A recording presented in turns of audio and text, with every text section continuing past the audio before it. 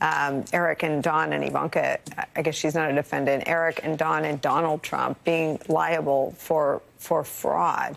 You don't have, you're not playing to win anymore. But I wonder what you make of the spectacle they've made of themselves.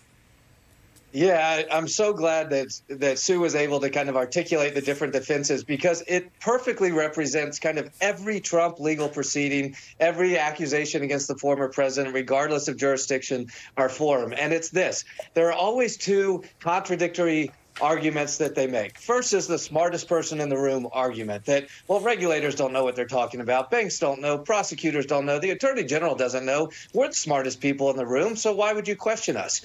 But then they go to the dumbest person in the room, which is, oh, I didn't know anything that was going on. I had nothing to do with this. I have no idea what you're talking about. And ultimately, this is the fascinating thing. When it really gets down to it, when they feel that they are really in trouble, either facing criminal culpability or legal or civil liability, they often come down to relying on the dumbest person in the room defense, that I had no idea what I was doing was wrong. It's really a fascinating trajectory. But then they inject, to your point, something very critical, which is intimidation and harassment. And whether it is using kind of the cultural movement that they have created to come down with intimidation and harassment that leads to a gag order, or whether it is something that leads to the violence like January 6th, that also is kind of the final thematic, which creates the danger around much of these proceedings. But again, if we didn't have the proceedings, we'd probably end up in an even more dangerous space.